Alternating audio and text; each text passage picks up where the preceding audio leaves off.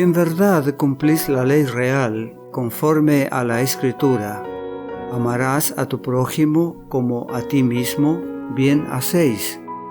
Pero si hacéis acepción de personas, cometéis pecado, y quedáis convictos por la ley como transgresores. Porque cualquiera que guardare toda la ley, pero ofendiere en un punto, se hace culpable de todos. Porque el que dijo, no cometerás adulterio, también ha dicho, no matarás. Ahora bien, si no cometes adulterio, pero matas, ya te has hecho transgresor de la ley. Así hablad y así haced como los que habéis de ser juzgados por la ley de la libertad. Santiago capítulo 2 versículos 8 al 12.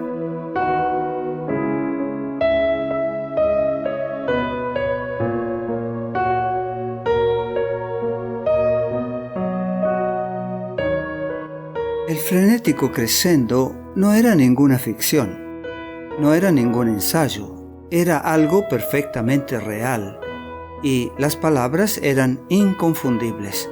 Muera la policía, muera la policía, muera la policía. 1000 voces gritaban rítmicamente frente a una estación de policía del este de los Estados Unidos. El vocerío rebelde sugería que se trataba de tensión racial, una huelga de hambre, un boicot o protestas acerca del servicio militar. Pero no era nada de esto. Era uno de esos tumultos que se producen sin razón y a los cuales nos hemos estado acostumbrando. Ocurría en una plácida ciudad de veraneo y comenzó en la playa con unos 7,000 jovencitos. «¡Vamos, marchemos!», gritaron, y luego se derramaron sobre la ciudad. Algunos fueron dispersados con las mangueras de los bomberos, pero cientos de ellos, algunos de no más de 13 o 14 años de edad, se amotinaron frente a la estación de policía para chillar con creciente frenesí: «¡Muera la policía! ¡Muera la policía!». ¿Por qué? No había razón.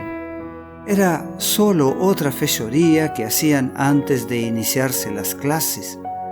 Desórdenes similares sin sentido, protagonizados por adolescentes, estaban ocurriendo por todo el país. ¿O en realidad había alguna razón? Los hombres sabios del país fueron convocados para que analizaran el problema. Uno de los expertos hizo un comentario que merece escucharse. Dijo: «Hasta cierto punto, estos desbordes probablemente reflejan un deseo de parte de los demostradores de expresar un sentido de control sobre sus propios destinos». Un editorial publicado en el periódico World Telegram de New York era más claro. Decía: «Nadie, por supuesto, enseña a estos jovencitos a protagonizar estos disturbios turbulentos, pero aparentemente nadie les ha enseñado tampoco a no hacerlo». Esto dio en la tecla. Nadie les ha enseñado a no hacerlo. Pero yo quiero hacer una sugerencia que va aún más al fondo. Podría ser que nosotros hubiéramos dejado de hablar en contra de la ilegalidad y, en cambio, la estuviéramos estimulando sin querer. Piensa en esto. Es fácil culpar a la nueva generación de su enfermedad moral, pero los jovencitos no hacen las películas. Ellos no preparan los libretos de televisión, no publican los libros, no son responsables del diluvio de inmundicia que hace que la gente decente se sienta avergonzada de poner el pie en muchas de las librerías de las grandes ciudades. Pero me siento obligado a hacer esta pregunta.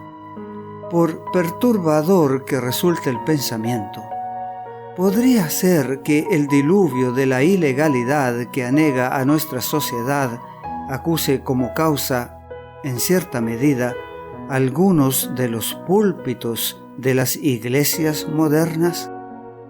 Te asombras, lo sé, y dices, de ninguna manera la religión puede ser responsable.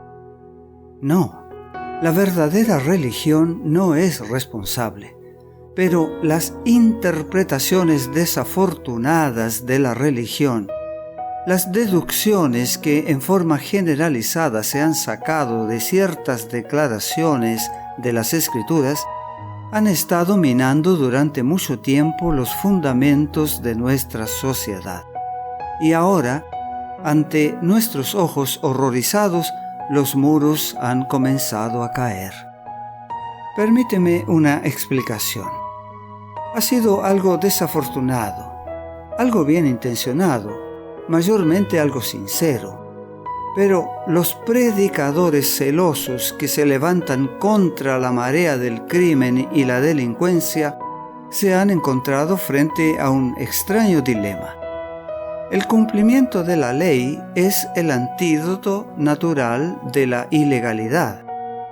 No es sorprendente, pues, que en los años recientes los 10 mandamientos hayan sido crecientemente destacados como la norma de conducta establecida por Dios. Pero acá está el problema. Ciertas obligaciones del código divino no le resultan agradables al hombre moderno. Por lo tanto, en un esfuerzo por dejar de lado esas obligaciones, los hombres de hecho han minado la autoridad de todo el código al sugerir desde el púlpito que la ley de Dios ha sido abolida, anulada, puesta a un lado, clavada en la cruz, cambiada o superada, y que ahora vivimos no bajo la ley, sino bajo la gracia. Te pregunto, ¿puede uno decirle a un hombre que una ley está abolida y luego sorprenderse de que la viole? ¿Podemos poner en duda la autoridad de la Constitución que Dios ha dado a este planeta y esperar al mismo tiempo que los fieles la respeten? Podemos enseñarle a un jovencito que esta generación no ha de responder ante Dios en base a una ley divina y culparlo cuando grita «muera la policía». Sería desafortunado que el espíritu de rebelión, manifestado por cualquier persona, reconociera como causa la instrucción teológica. Y sin embargo, lo digo con bondad, podría ocurrir. Más de un predicador, sin haberlo sospechado, si escuchara, podría oír el eco de su sermón del domingo en el ritmo frenético de la gritería «muera la policía». Piensa de nuevo. ¿Estamos sembrando rebelión en nombre de la religión? Y luego lamentándonos al observar la cosecha.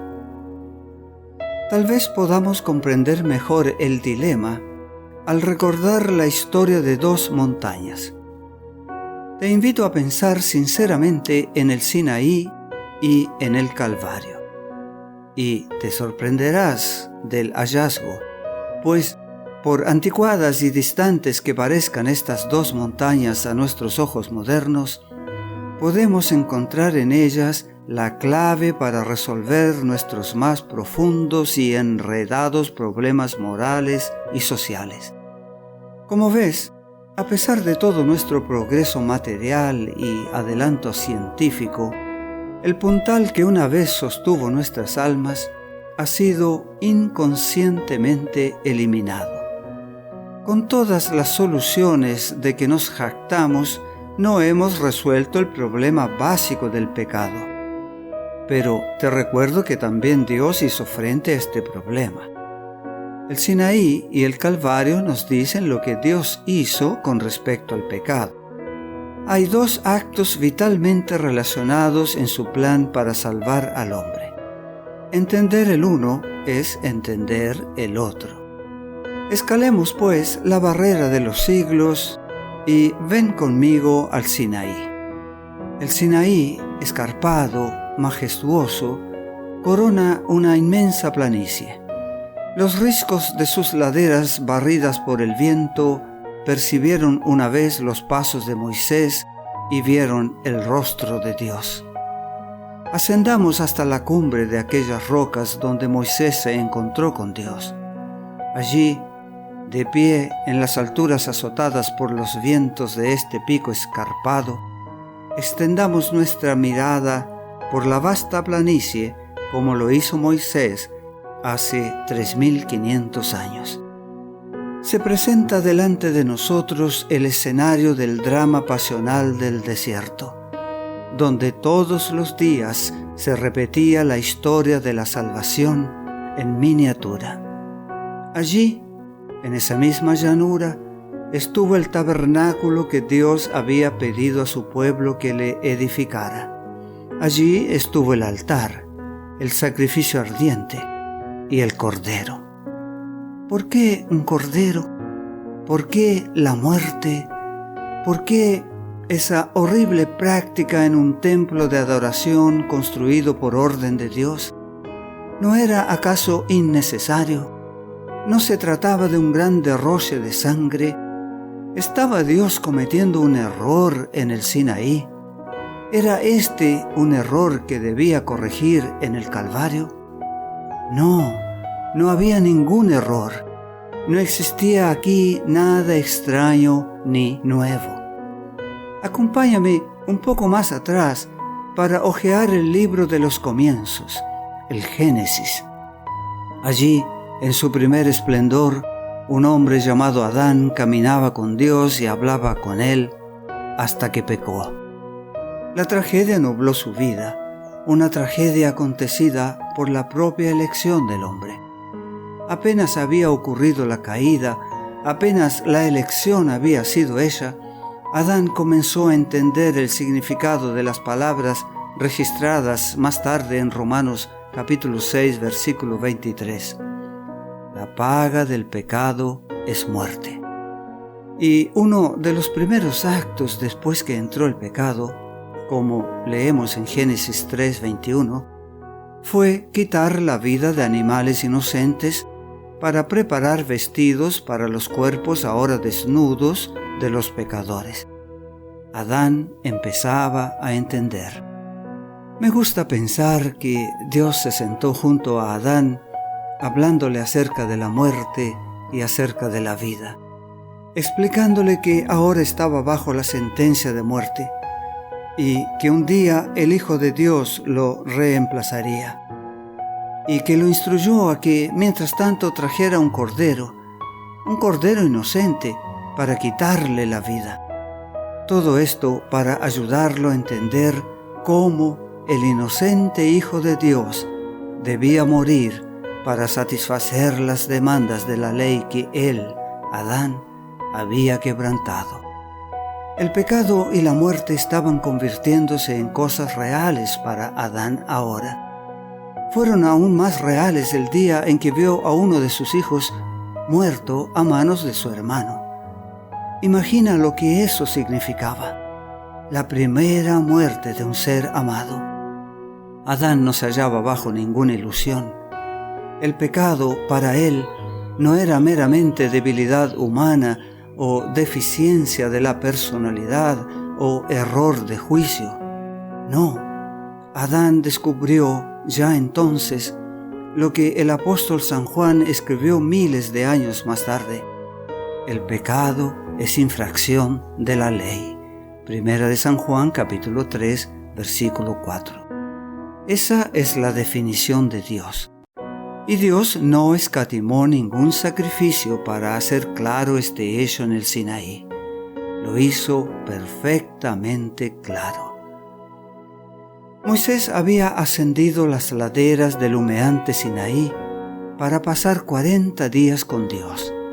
Allí, el Señor colocó en manos de Moisés las tablas de la ley con la inscripción de sus eternos 10 principios de justicia, su norma para la humanidad. El apóstol San Pablo dice que esta ley es santa, justa y buena. Romanos capítulo 7, versículo 12. Santiago la denomina la ley de la libertad. Santiago capítulo 2, versículo 12. ¿Cómo? ¿Una ley de libertad? ¿No es una ley de restricciones? Dime, mi amigo, el hombre que está detrás de las rejas en la cárcel, privado de su libertad, separado de su familia y de sus amigos, ¿es el hombre que observó la ley o el hombre que la violó?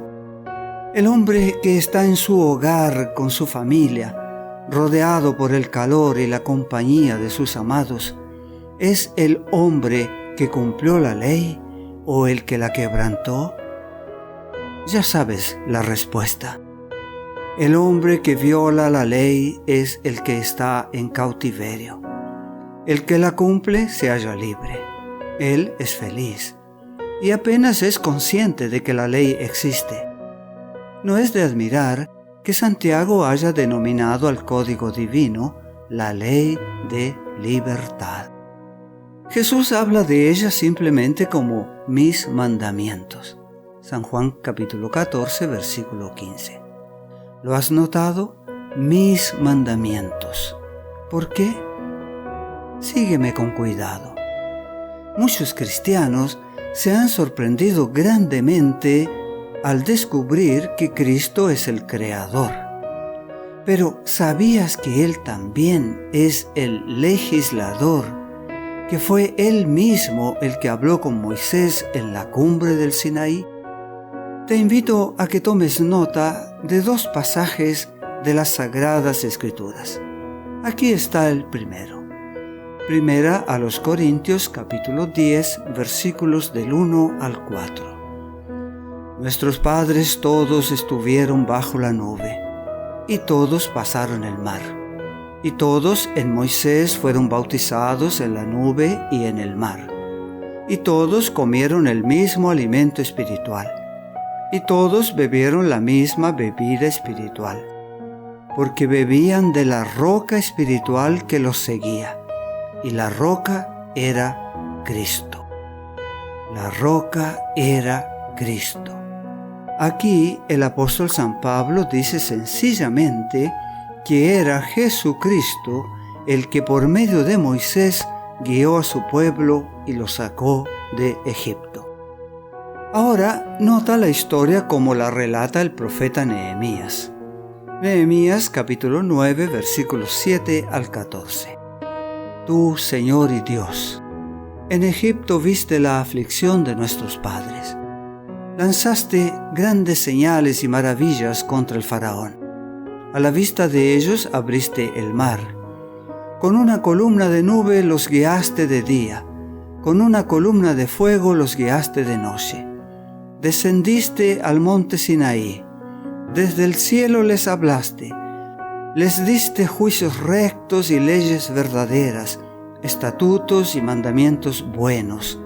Les diste a conocer tu sábado santo, y por medio de tu servidor Moisés, les entregaste tus mandamientos, estatutos y leyes.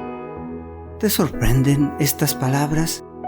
El que sacó a su pueblo de Egipto es el mismo que dio los mandamientos sobre el Sinaí.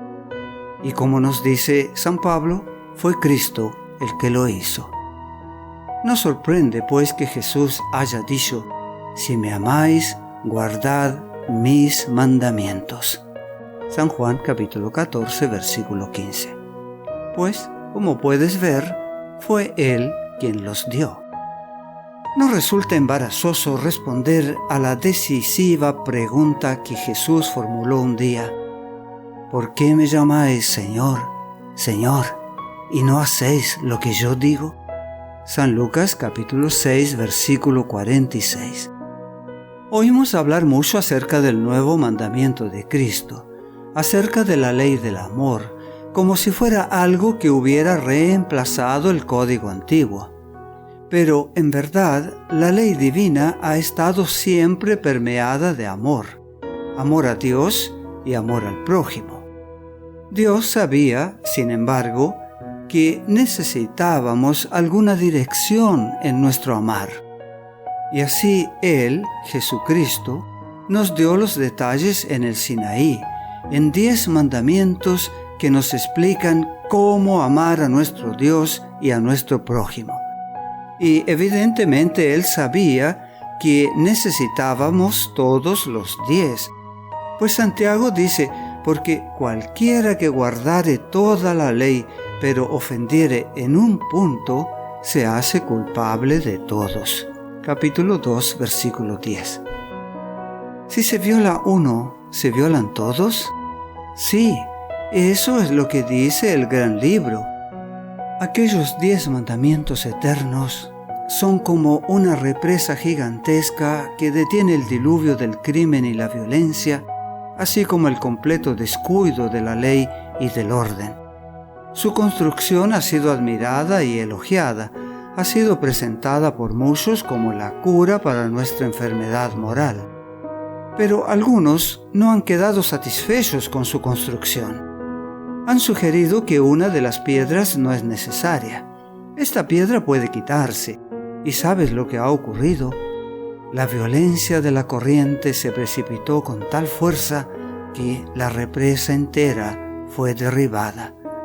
Y ahora, en noches oscuras, oímos el griterío: ¡muera la policía! Ahora bien, por favor, no me entiendas mal. No entiendas mal el libro de Dios. No entiendas mal el Evangelio. No entiendas mal el Sinaí. En el Sinaí, Dios hizo algo más que revelar su ley. La ley de Dios, por santa, por justa, por buena que sea, no salva, no puede salvar. Solamente Jesucristo puede salvar, y Él lo hace en el Calvario. Pero el Calvario todavía no había llegado. Y un Dios amoroso no podía dar su ley sin una demostración de perdón. Por lo tanto, estableció el uso del cordero. Cada vez que un pecador arrepentido levantaba el cuchillo para quitar la vida de un cordero inocente, gráficamente demostraba el significado del Calvario. Y lo hacía al pie del Sinaí. ¿Ves cómo los dos montes se complementan? Ahí estaba la ley sobre el Sinaí, pero también estaba la cruz en el valle. La ley de Dios no puede salvar nuestra alma. La ley de Dios puede solamente revelar el pecado, pero debe revelarlo. Es un espejo indispensable. Eso es lo que dice el apóstol Santiago en el capítulo 1, versículos 23 a 25 de su epístola. Porque si alguno es oidor de la palabra, pero no hacedor de ella, este es semejante al hombre que considera en un espejo su rostro natural. Porque él se considera a sí mismo y se va, y luego olvida cómo era.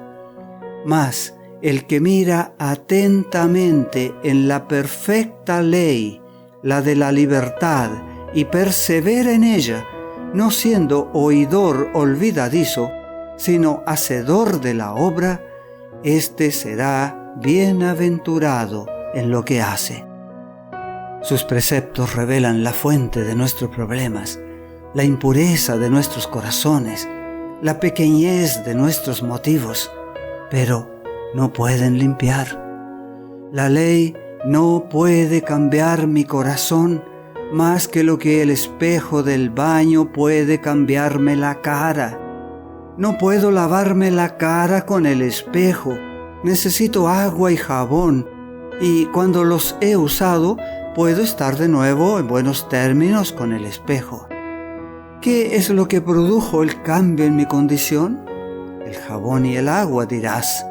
Sí, la ley, pues, es un espejo, es un ayo, un guía que me trae desvalido a los pies de Cristo, no solo para ser limpiado por la sangre de Cristo, sino para recibir el poder y la gracia que necesito para mantenerme limpio.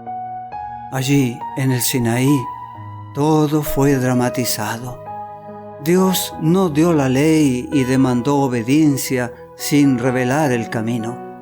El Calvario estaba allí también, en el drama en miniatura de la pasión que se realizaba en el desierto.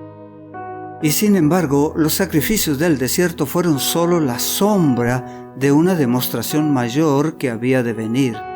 Solo un símbolo para revelar el mensaje de la cruz a los hombres y mujeres que vivieron antes que ella hubiera aparecido. Había dos leyes en el Sinaí.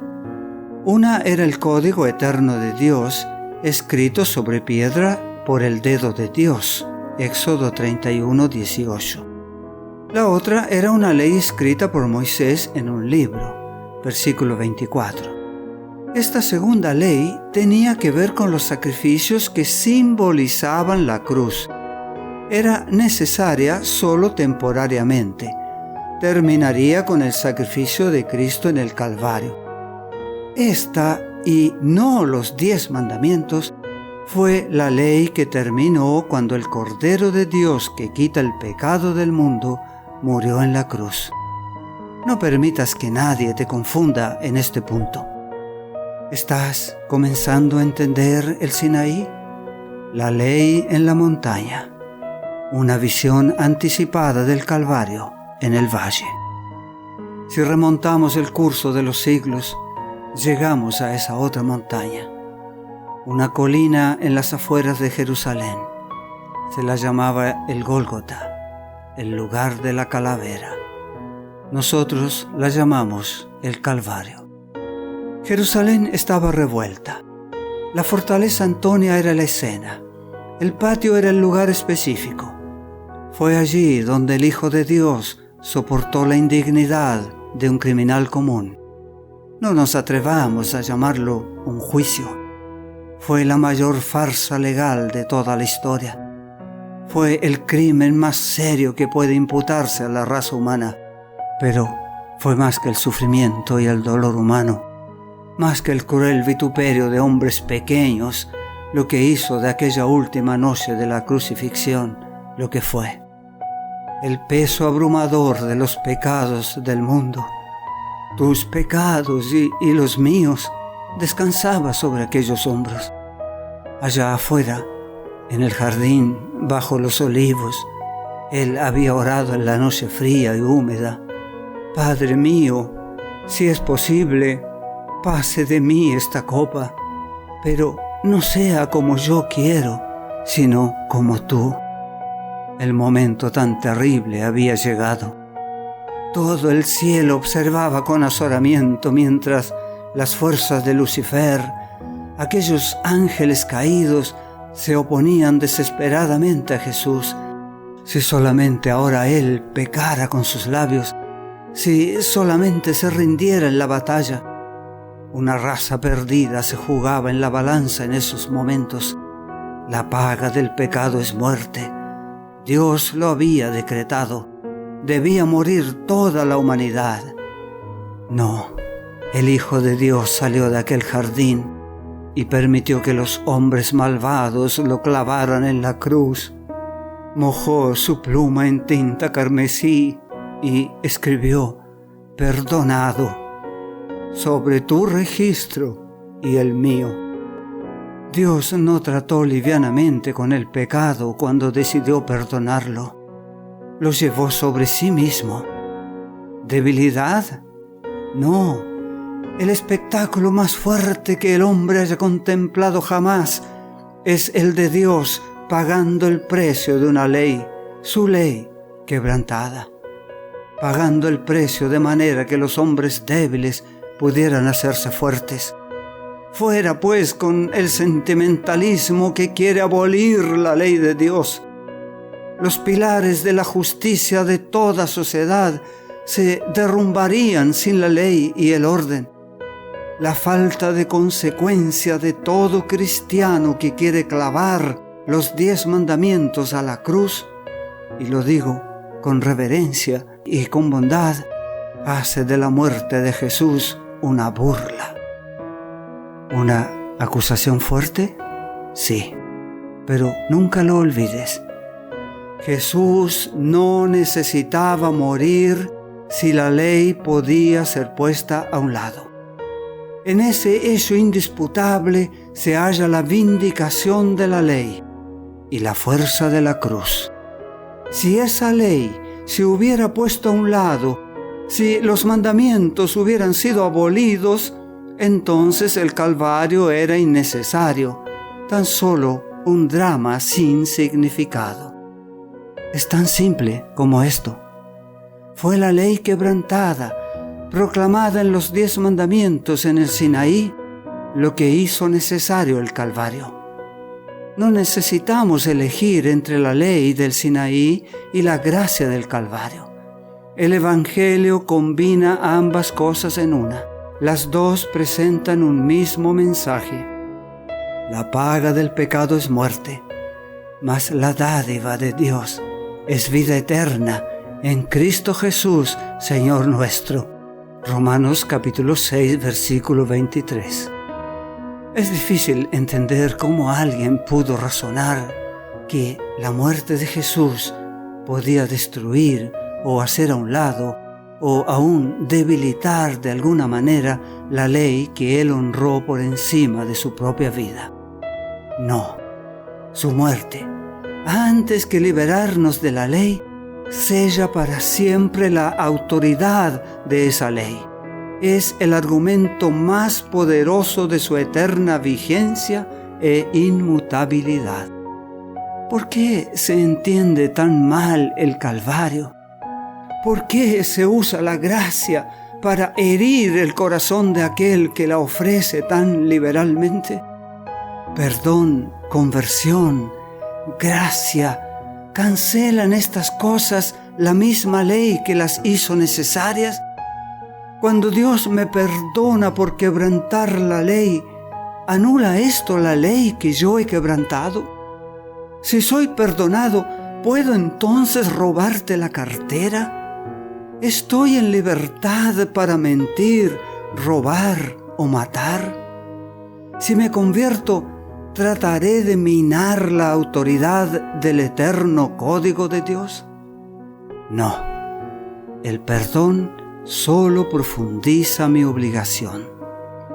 Toda conversión, si es genuina, es la fuente de una obediencia amante. Es cierto que no estáis bajo la ley, sino bajo la gracia. Romanos 6:14. Pero esta es la última parte de una frase que comienza con estas palabras: porque el pecado no se enseñoreará sobre vosotros. ¿Y has notado alguna vez el versículo que sigue?